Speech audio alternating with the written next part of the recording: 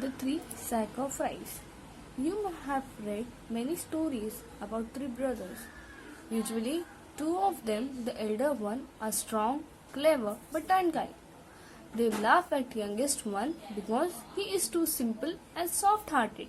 आज तक हमने बहुत सारी स्टोरीज रीड किया है जिसमें टू ब्रदर्स रहते हैं, जिसमें सबसे बड़ा भाई बहुत ज़्यादा क्लेवर है, स्ट्रांग है, पर अनकाइंड है, और सबसे छोटा भाई मतलब छोटा भाई वो कैसा है, सिंपल है और soft hearted. Our story also has three brothers who lived in a small town, but they were all three of them honest, kind, and hard-working. The elder one ran a shop, the middle one was a priest, and the youngest one had just finished his education. अब हमारी जो story है इसमें भी three brothers है और तीनों भी कैसे हैं, हॉनेस्ट है, काइंड है और हार्ड वर्किंग है. सबसे बड़ा भाई वो क्या करता है, एक वो दुकान चलाता है. The middle one was a priest. और सेकेंड नंबर भाई है वो क्या करता, वो कौन है, वो प्रीस्ट है. प्रीस्ट मतलब जो पंडित रहता है मंदिर में वो है. और थर्ड सबसे छोटा भाई, उन्होंने क्या किया है, उन्होंने अपनी एजुकेशन जस्ट कंप्लीट की है. He had started taking up odd jobs to earn some money and learn a trade. अब उन्होंने क्या किया है कि ऑड जॉब्स मतलब क्या होता है, डिफरेंट फील्ड के jobs, different type of job वो करने स्टार्ट किए हैं ताकि वो उनमें कैसे ट्रेडिंग किया जाता है वो सीख पाए. All three of them were fond of their mother.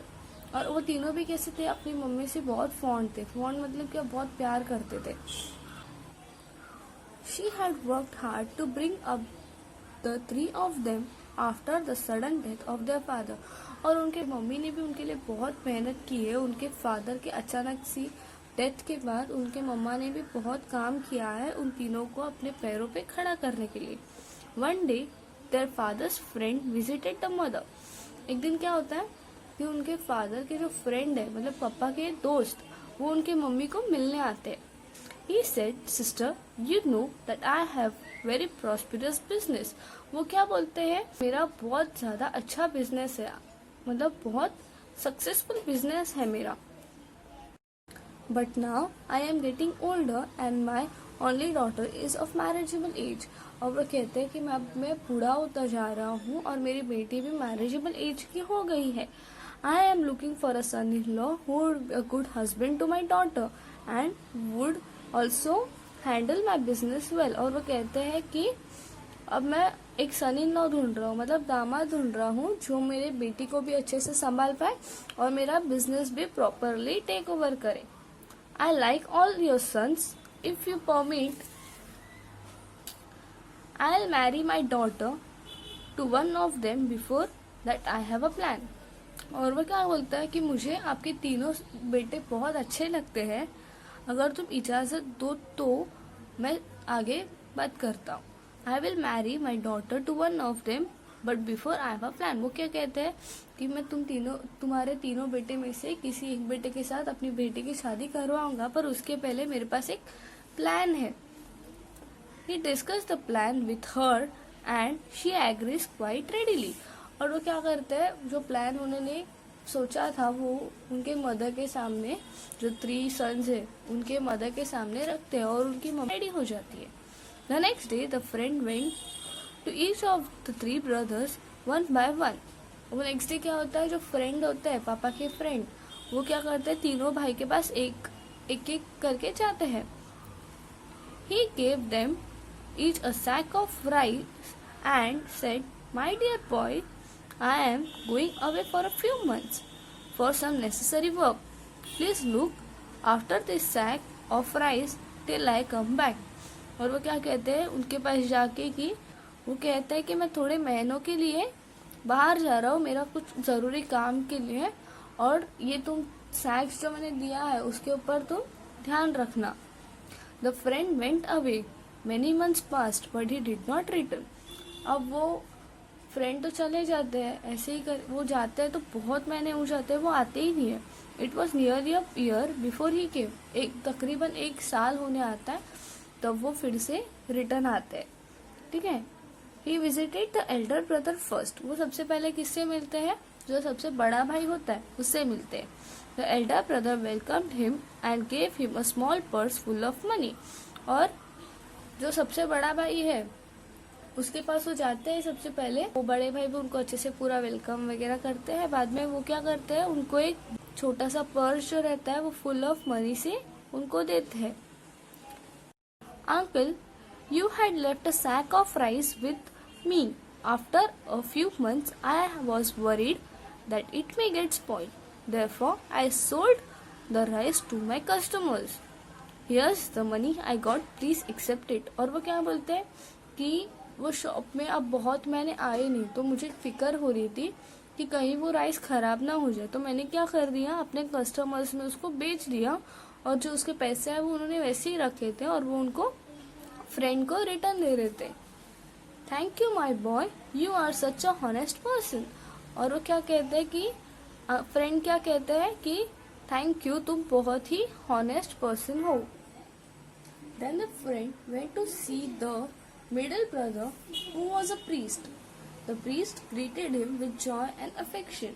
He said, Uncle, remember you had left a sack of rice with me an year ago.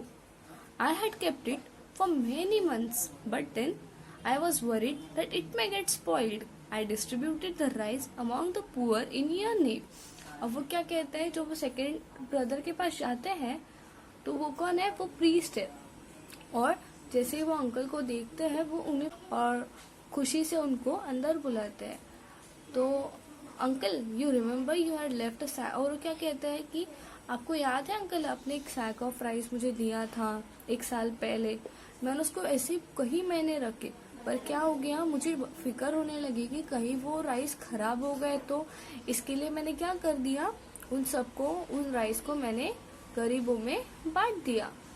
They all blessed you for satisfying their hungers. However, I did that without your permission, and I am willing to pay you back for the rice. वो क्या कहते हैं कि उन्होंने गरीबों ने पेट भर के खाया और उन्होंने आपको आशीर्वाद, बहुत सारी आशीर्वाद दिए हैं कि उनके आपने भूख मिटा दी। और वो ये भी कहते हैं कि मैंने ये आपको बिना पूछे किया है और मैं चाहता हूँ कि मैं आपको इस चीज के लिए पे करूँ। No, my boy, you act wisely and kindly. The blessings that I have got from the poor people are enough for me. Uncle कहते हैं कि जो तुमने किया वो अच्छा किया और मुझे पैसे नहीं चाहिए, जो आशीर्वाद लोगों के मिले मुझे वो मेरे लिए काफी है। Please don't even think about the money any more. और वो कहते हैं कि पैसे के बारे में भी तुम मत सोचना। When the friend went to visit the youngest son, he too welcomed him with love and respect. But he said that he had a confession to make. The sack of rice was lying with him for a long time. अब वो क्या करते हैं, वो सबसे छोटा भाई है, उनके पास जाते हैं और वो भी उनको बड़े प्यार से और रिस्पेक्टफुली वेलकम करता है। और वो क्या कहते हैं कि मुझे आपसे एक कन्फेशन करना है। The sack of rice was lying with me for a long time. वो जो sack of rice था वो मेरे साथ बहुत टाइम तक था। But then I had an idea. I often go to the neighboring farm to help with the work. और वो क्या कहते हैं कि मैं कभी कभी क्या करता हूँ, नेबरिंग फार्म मतलब बाजू के जो फार्म है वहाँ पे जाके उन्हें हेल्प करता हूँ। I borrow an unused plot of land for the farming. और वो कहते हैं कि मैंने जो फार्म पे अभी तक फार्मिंग कभी की नहीं है वैसी फार्म उनसे बोरो की। बोरो मतलब जैसे पेंसिल रबर किसी से बोरो करते हो, वैसे मैंने वो फार्म की थोड़ी सी जगह बोरो की फार्मिंग के लिए।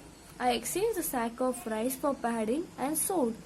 और उन्होंने क्या किया कि वो जो पैडिंग की जगह, पैडिंग मतलब जो जहाँ पे राइस ग्रो हो सकता है वैसी जगह पे उन्होंने वो पूरे सो कर दिए। The padding is in the plot. Fortunately, the crop grew well and yield 25 sack of rice.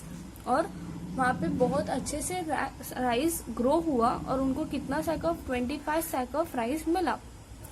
I have kept back 5 of sacks and sold 20 of them. और उन्होंने क्या किया, 5 सैक जो ऑफ राइस थे उन्होंने वो ऐसे ही रखे और जो 20 सैक्स बचे थे उन्होंने बेच दिया।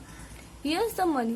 If you allow, I would like to keep a part of it as my share, considering the labor and money I spent to go it all done.